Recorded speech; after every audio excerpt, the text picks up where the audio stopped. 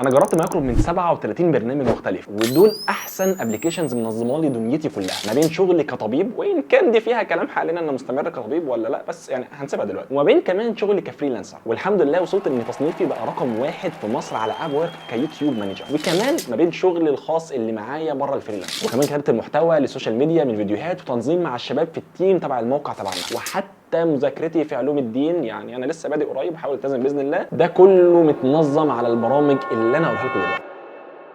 من غير البرامج دي انا هبقى متسوح حرفيا، لان هم بيديروا لي كل حاجه، من اول انا بفكر اعمل ايه في بدايه اليوم وهذاكر ايه او هشتغل ايه لحد نهايه اليوم وانا مخلص فيه كل اللي كنت مخطط له قدر المستطاع بمشيئه الله. من دون ما ندور عليك يا صديقي، نبدا على بركه الله مع اهم البرامج في حياتي. انا مش هبدا ليك بدايه اليوم، انا هبدا بنهايه اليوم، لان في تطبيق بقاله فتره معايا ظابط لي الدنيا دي الحمد لله لاقصى درجه. برنامج اوبال ده بالنسبه لي احسن برنامج بيتحكم في استخدام السوشيال ميديا عندي، وده انا عامل له من اول ما الساعه تيجي 11 بالليل، فحاطط له كل تطبيقات السوشيال ميديا اللي بستخدمها، وبقول له يقفلها لي وما يفتحهاش الا تاني يوم الساعه 7 الصبح، ويرجع يقفلها تاني على الساعه 9 الصبح لحد الساعه 2 الظهر. ودول اكتر اوقات بكون بنجز فيهم شغلي، فمش عاوز حاجه تشتتني. وده حقيقي البرنامج الوحيد اللي نجح في تنظيم السوشيال ميديا عندي الحمد لله. طبعا ممكن في النص لو في حاجه ضروريه وعاوز تواصل بالسوشيال ميديا، فممكن تختار ان تطبيق يسمح لك بخمس دقائق لربع ساعه مثلا يفتح لك فيها البرامج دي ويرجع يقفلها لك تاني لو انت حابب. نبدا بقى يومنا من الاول باذن الله، وهنبدا ببرنامج كان سبب شقلبه حياتي كلها حرفيا، واللي لو انت فتحت ايميلي ومسحت لي البرنامج ده صدقني انا حياتي هتقف دلوقتي، انا والتيم كله اللي بيشتغل معايا، لاننا مظبطين حاجتنا كلها سوا عليه. برنامج نوشن، وهو اعظم برنامج تنظيمي لحياتك كلها. انا عامل لي تمبلت لذيذ عليه، اول ما افتح الكمبيوتر او الموبايل او اي حاجه رابطها بالايميل على البرنامج ده، بفتح التمبلت اللي انا مسميه لايف، وبيقول لي خلي بالك انت عندك النهارده تاسكات كذا عاوز تعملها، وبتشتغل على كذا، وبتفكر في الحاجه الفلانيه اللي العميل اللي طلبها منك، ومتاخر على دي، وبتسمع كذا، وعاوز تكلم مين تطمن عليه. كل حاجه حرفيا في تمبلت واحد انا مظبطها ليك، وانت كمان تقدر تعمل ده. فهو برنامج واحد هيغنيك عن كل برامج التو دو ليست، لانه هو متميز جدا في ده، فما تشيلش هم. ممكن كمان تحط عليه شغلك كله وتعمل له شير مع التيم معاك، بحيث انكم تراجعوا الحاجات كلها سوا مع بعض، او تنظم شغل العميل بتاعك وتبعته ليه عشان يتابع انت شغال على ايه، ويبقى منظم جدا لو عاوز تذاكر اي حاجه وتسجل فيه اي حاجه تبعك. ولو عاوز تستزيد اكتر في البرنامج ده، فانا كنت الحقيقه كتبت نص سكريبت كامل عنه عشان اشرحه وانطلق فيه، بس لقيت انه مشروح باستفاضه وبطريقه عظيمه جدا من ناس كتير، منهم طبعا احمد ابو زيد، وهسيب رابط الفيديو بتاعه تحت في الديسكربشن، وهيطلع لك فوق من هنا لو عاوز تستزيد اكتر في البرنامج ده، لانه لا غنى عنه ابدا. بس في ميزه كمان جديده فيه حابب اذكرها لانها لسه متضافه جديد، انه كمان بقى ليه كالندر تبعه وبتتربط بالكالندر تبع جوجل، فممكن تسجل تاسكات في ايام معينه عاوز تفتكرها او مواعيد ميتنجز مثلا، وهيتبعت لك نوتيفيكيشن بيها وقتها عشان ما تنساش حاجه مهمه ليك. ده غير ان كمان حاليا ببقى بختار مواعيد معينه انا فاضي فيها، وبعلم على المواعيد ديت وابعتها للعملاء بتوعي لما يقولوا لي سباعي انت فاضي امتى ندخل ميتنج سوا، فوقتها لما يقولوا لي السؤال دوت ببعت لهم اللينك فقط بتاع الكالندر بتاع نوشن، وبقول لهم يختاروا الميعاد المناسب ليهم هم طبقا لمواعيد اللي انا مسجلها مسبقا عليه، وابقى فاتح لهم كذا يوم على مدار الاسبوع، كل يوم مثلا في حوالي 3 4 ساعات، فهم لما بيختاروا ميعاد ميتنج معين وقتها البرنامج تلقائي بيسجل ده على نوشن وعلى جوجل كالندر بتاعتي، وبيتبعت لي نوتيفيكيشن بيها، وده بيديني شكل بروفيشنال اكتر قصاد العملاء، فدي ميزه قويه تضاف ليه محدش اتكلم عنها قوي لانها لسه جديده بالفعل. نيجي بقى البرنامج غير لي حياتي كامله من ناحيه الكتابه باللغه الانجليزيه، لدرجه اني بقيت بكتب احسن من الامريكان نفسهم بدون ولا خطا نحوي تماما، لدرجه اني احيانا بمسك السوشيال ميديا بتاعت العملاء الاجانب وبرد على الكومنتس اللي بتجيلهم بكل ثقه تامه، وانا عندي يقين اني باذن الله مش هغلط غلطه واحده كجرامر ولا املاء ولا اي حاجه. وده برنامج انا ما استغناش عنه حاليا، هو برنامج جرامرلي. لو فتحته عندي هيقول لك انه في خلال اخر 4 شهور بس هو عدل عليا حوالي 7200 مره، ده من احصائيات البرنامج عندي. وده بقى سواء تعديل لغوي كنت بتلخبط فيه، او انا طلبت منه انه يحسن الجمله كلها ويعمل جمله احسن بنفس المفهوم بالظبط بس بطريقه افضل. وهو لوحده لو مفعله عندك سواء على الموبايل او اللاب او الكمبيوتر، اول ما هيلاقي غلط لغوي هيعلم لك عليه وهيقترح لك تصحيحه، وده كله في النسخه المجانيه. والنسخه المدفوعه بتقترح مزايا اكتر جميله جدا هتفرق معاك فقط لو تكتب محتوى اجنبي زي العملاء، ده على عكس الشات جي بي تي او اي برامج الاي اي اللي بتبان شويه ان هي اي اي في طريقه الكتابه بتاعتها. فالنسخه المجانيه لازم تكون عندك، والنسخه المدفوعه تستحق انك تفكر فيها لو كنت بتتعامل فعلا مع كونتنت اجنبي.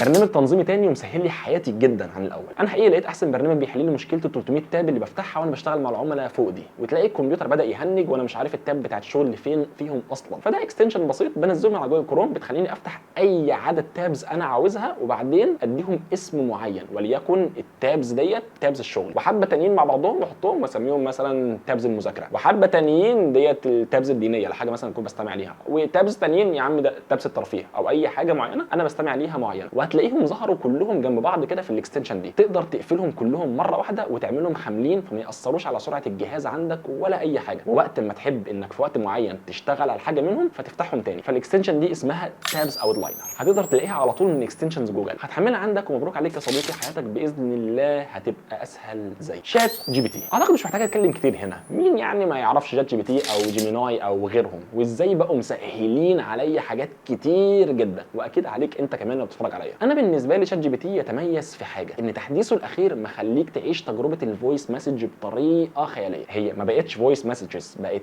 كانك في اتصال تليفوني مع الذكاء الاصطناعي، بيرد عليك في نفس اللحظه اول ما تخلص كلامك، ولو كان بيتكلم وانت قطعته في النص هيسكت وهيسمعك ويرد عليك كويس جدا. وده بقيت بستخدمه في التحضير لاي حاجه سريعه انا محتاج اجهزها وما عنديش وقت ليها. مثلا عندي ميتنج مع عميل ومش مجهز بحث كامل عن ايه اللي هندخله مع بعضنا فيه، فاروح داخل شات جي بي تي واروح ماسكه واقول له بقول لك يا صاحبي انا عندي ميتنج كمان 10 دقائق مع عميل عايزني ادير له قناه اليوتيوب بتاعته، وهي قناته بتتكلم، هي قناه طبيه بيشرح فيها حاجات ليها علاقه بالنساء، وانا مش عارف المفروض اكون مجهز له ايه. يعني هي القناه اسمها، وبقول له اسم القناه عادي جدا يعني، ومحتاجك ان انت تبحث لي على القناه ديت وتجمع لي معظم الاسئله اللي ممكن اتسال فيها في الميتنج معاه، وهنتناقش مع بعضنا فيها سوا، وانت هتتقمص دور العميل بالظبط كانك العميل على موقع ابورك. طبعا غير باقي المزايا العظيمه اللي كلنا عارفينها في البرامج دي وانت عارفها احسن مني صديقي، وغير انه حاليا ينفع يبقى اقوى مدرس لغه انجليزيه على الاطلاق ويساعدك في تحسين اللغه جدا. وانا كنت شرحت الميزه دي لوحدها في فيديو منفصل لوحده، وده ليه اهميتها، فلو عاوز تعرف ازاي فعلا تستغلها قدر الامكان في تحسين الانجليزي فهيبقى ده الفيديو المفضل ليك. نرجع تاني لبرنامج للتركيز انا ما بستغناش عنه، وان كان عمر اللي بيصورنا حاليا مش مقتنع بيه نهائي، بس انا كسباعي انا ما زلت حابه الصراحه. فاول برنامج تركيز هو شرحناه كان برنامج اوبال، ودوت بينظم لنا وقتنا والسوشيال ميديا. تاني برنامج هو برنامج بالنسبه لي بومودورو، ده برنامج انا بظبطه على تايمر من 30 ل 40 دقيقه، وبقول له سواء بقى انا بذاكر حاجه معينه او بشتغل حاجه معينه، بكتب سكريبت جديد وهكذا، وابقى فاتح جنبي برنامج نوشن على جنب في صفحه تو دو ليست. وده لان نفسك البشريه بمجرد ما تقول لها يلا يا بنت الحلال نركز على حاجه 30 40 دقيقه ونشتغل عليها عشان نخلصها، هتلاقيها بتقول لك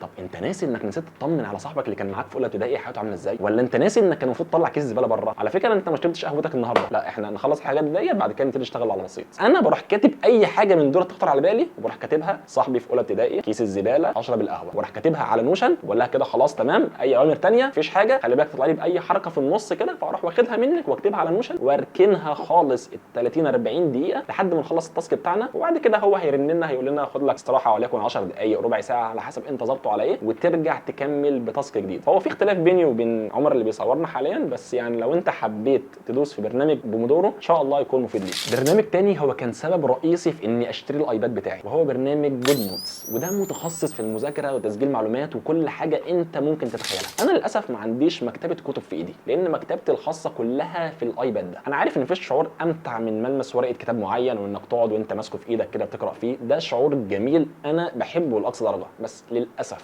انا استغنيت عنه مقابل مزايا تانية في اني اقدر استفيد من الكتاب قدر المستطاع، وانا مش بقول دوت صح ولا غلط، ده تفضيلي انا الشخصي. فالكتب اللي بقراها هنا سواء بقى كتب طبيه او ليها علاقه بالماركتنج او بيزنس او دينيه ببقى محتفظ بيها على برنامج جود نوتس، وطول ما انا ماشي ببقى واخد ملاحظاتي الشخصيه ومعلم على الحاجات المهمه في الكتاب ده، ولو عملت في حته ما مثلا في الكتاب دوت سيرش على حاجه معينه عشان استزيد بيها فبروح سايب لينك المقال دوت الزياده اللي انا قراته في الجزئيه ديت في المكان ده بالظبط، او اكتب حاجه في الهامش على جنب، وفي اي وقت بروح راجع للكتاب دوت واقرا الملاحظات المهمه بتاعته اللي انا مسجلها لنفسي. ممكن طبعا اعمل سيرش عليها كاي برنامج مثلا اللي هو تبع كتب او كده، وممكن كل فتره ارجع لباقي الكتب بتاعتي، ده طبعا غير باقي الحاجات عموما اللي انا ببقى كاتبها لنفسي او بذاكر حاجه معينه او ملاحظات انا مسجلها بايدي او بفكر في تخطيط حاجه معينه. فهو برنامج لا غنى عنه لاي حد مع ايباد، او لو معاك اي تابلت تاني فتلاقي بدايل ليه شبيهه جدا، حاول تستخدمه. البرنامج ده كان نقطه تحول ليا في اداره تيم كبير والتواصل معاهم بسهوله وتنظيم رومز معينه بتاسكات محدده ونتابعها سوا. فهو برنامج شاتنج بس معمول مخصوص للي بيدير اي بيزنس مختلف بانواعه، هو برنامج سلاكس. اكتشافي ليه كان في البدايه لما بدات اشتغل كفريلانسر مع ناس اعلى شويه، شركات مثلا او ناس معاها تيم كبير بيشتغلوا على حاجه معينه او بيتواصلوا مع اكتر من حد لتنظيم مشروع معين تبعهم، فبيلجأوا ليه عشان ينظموا البروجكتس بتاعتهم المختلفه. فبيبقى كل بروجكت صغير منهم ليه تشانل لوحديها على البرنامج دوت، وكل تشانل منهم ليها الناس اللي بتشتغل في الجزء بتاعها، ممكن توزع انت تاسكات عليهم معينه وتربط ببرامج ثانيه كتير تسهل عليك شغلك جدا. فلو انت في مجال بتدير فيه اكتر من تيم مختلف او بتشتغل مع ناس كتير لهدف معين، فهيبقى سلاكس الاختيار الامثل ليك فعلا، وده اللي معظم الشركات بالفعل بتستخدمه حاليا. موقع برنامج غني عن التعريف، وانا معتبره من اساسيات الحياه حاليا اللي لازم تكون متعلمها. برنامج كانفا صدقني لازم تتعلمه لانك هتحتاجه جدا في حياتك ايا كانت حياتك دي، لانه ببساطه هيخليك تصمم معظم التصاميم اللي ممكن تفكر فيها، زي مثلا ديزاينز السوشيال ميديا اللي بتعملها عندك، او بتعمل كورس معين وعاوز تصمم السلايدز بتاعته، او عندك كتاب بتعمل غلافه، حتى لو بتعمل قائمه طعام لمطعمك مثلا او اي حاجه. والفكره ان تعليمه سهل جدا وما فيهوش اي مشاكل على الاطلاق. هو ليه اجزاء احترافيه ممكن تتعلمها زياده عشان تعلى فيه بمستواك، بس الحاجات الاساسيه سهله فيه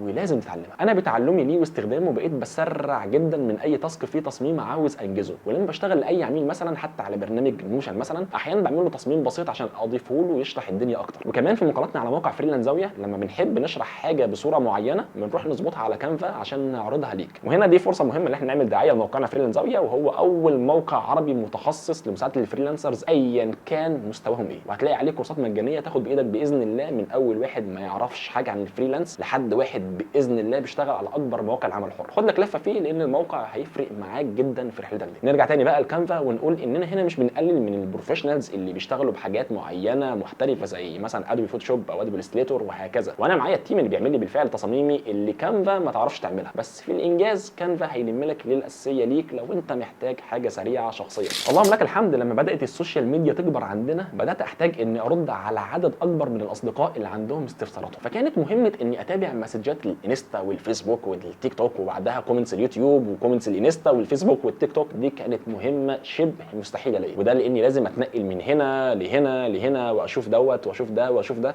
ميتا بتتيح لك انك تجمع الانستا والفيس مع بعض، بس الباقي فكان وجود برنامج زي متركول بيحل الليله كلها تماما ليا، وبقيت دايما ارشحه للعملاء بتوعي انهم يستعملوه عشان هيفرق معاهم جدا. البرنامج نسخته المجانيه هتتيح لك انك تربط كل السوشيال ميديا في مكان واحد، ويجمع لك كل الرسائل والكومنتس مع بعض، فتسهل عليك المتابعه بطريقه عظيمه جدا. غير طبعا مزايات تانية العظيمه جدا من ناحيه انك ممكن ترفع محتواك مره واحده وهو ينزل على كل منصات السوشيال ميديا مع بعض في توقيتات معينه انت محددها. كمان ممكن تحط الناس اللي شبهك في المجال بتاعتك وهو يعمل لهم اناليسيز ويشوف ايه احسن حاجه هم نزلوها الفتره الاخيره وايه اللي كان جايب نتائج احسن، هيساعدك انك تحط البلان بتاعتك. وهو برنامج انا عن نفسي ما اقدرش استغنى عنه نهائي. شغل 6 ساعات بقى بيخلص في تكه واحده. دي كانت مقدمه الفيديو اللي انا نزلته قبل كده من هنا، بيتكلم عن برنامج اوبس، وهو برنامج للمونتاج واني اطلع فيديوهات صغيره كريلز او شورتس من وسط فيديو طويل بتكه زرار واحده بس. كنا شرحناه بالتفصيل بالفعل، وهتلاقي اللينك بتاعه تحت في الديسكربشن عشان ما نطولش الفيديو. افضل تطبيق العاب ذهنيه بالنسبه لي لما بستمر عليه لفتره طويله بمعدل مثلا 10 دقائق لربع ساعه يوميا، بيفرق معايا جدا في تركيزي وصفاء ذهني في البروجكتس اللي بشتغل عليها، وده لان العقل زيه زي اي عضله في جسمك محتاج تمرين. برنامج نيور نيشن ده تطبيق عظيم جدا فيه العاب ذهنيه معموله بناء على ابحاث حقيقيه اتنشرت، بحيث ان كل العابه والغازه تفرق معاك في تركيزك بطريقه ما. هو بينظم لك اليوم بتاعك، النهارده تلعب اللغز الفلاني وبكره اللغز الفلاني، وصدقني لما تعلى في مستوى اي لعبه هتحس انه بيتحدى كل نقطه تركيز فيك لحد ما يخنقك اصلا. يعني بهزر بس دوت فعلا صعوبته بتعلى كل ما تعلى معاه وتركيزك يعلى، وده في الاخر المطلوب منه. فحملوا النسخه المجانيه بتاعته كافيه ووافيه وعيش عليه. بما اني اللهم لك الحمد بقيت اعلى يوتيوب مانجر في مصر في مجال اليوتيوب شانل مانجمنت، فشكرا ل2 اكستنشنز كنت بستعملهم بشكل كبير جدا في حاجات كتير، وهم فيد اي كيو وتيوب بادي. مش هنتكلم عليهم كتير لعل مش كل مهتم بالمجال دوت، وان كنت هشرحه بالتفصيل قريب جدا باذن الله للي مهتم، بس انا كنت بقدر اعمل منهم الكي وورد ريسيرش والاي بي تيستنج للثامبنيلز وحاجات تانية كتير اداريه للقنوات. فلو مهتم بالموضوع دوت اشترك في القناه وهتلاقي باذن الله تفاصيل كامله عنهم قريب جدا. في الاخر وان كان المفروض كانت تبقى اول حاجه نبدا بيها، بس يعني لعلها مسك الختام، برنامج ديني الحقيقه هو لمم لي معظم الحاجات اللي ممكن احتاجها في مكان واحد. هو برنامج المصحف الذهبي، هو اساسه انه مصحف بس فيه مزايا تانية كتير. احسن حاجه بالنسبه لي فيه انه ممكن اعلم على اي ايه وبيبقى فيه 4 علامات من فوق كده ب4 الوان مختلفه، تقدر تحفظ الايه دي فيهم. انا عارف كل لون بالنسبه لي انا محدده بيرمز لايه فيهم، فلو حطيت ايه في العلامه الموف فده بيبقى معناه ان ايه محتاجه اتدبر فيها وارجع لها تاني، لو حطيتها في العلامه الزرقاء ببقى محتاج ان انا احفظها، وهكذا بالنسبه تخلي كل حاجه فيهم. غير انك ممكن تضيف، انت عاوز تفتح لك التفسير الميسر للايه وجنبها معالم التنزيل وجنبها ايه تاني وتالت وهكذا، وتعدي عليهم وقت ما تحتاجهم لايه معينه. فانا مختار التفسير الميسر، معالم التنزيل، معاني الكلمات، اسباب النزول وهكذا، بتقدر انت تتحكم فيهم وتغيرهم براحتك تماما. كمان هتلاقي في البرنامج دوت الاذكار واوقات الصلاه والقبله، وبينزل معاه المؤذن عشان مواعيد الاذان وهكذا. فدي اساسيات استخدامي اللي بحتاجها يوميا من حاجات دينيه، والبرنامج كان مجمعهم كلهم.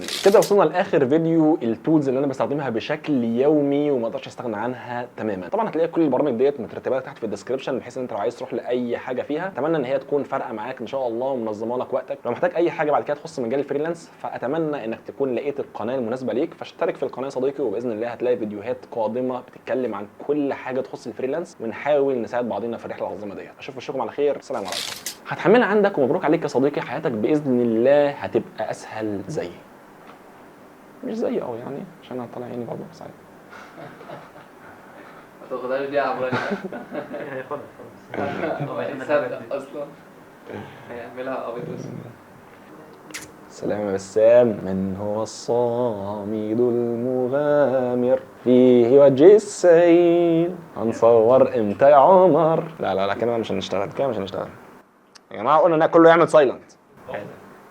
كان نفسي اقول الجمله دي قبل كده.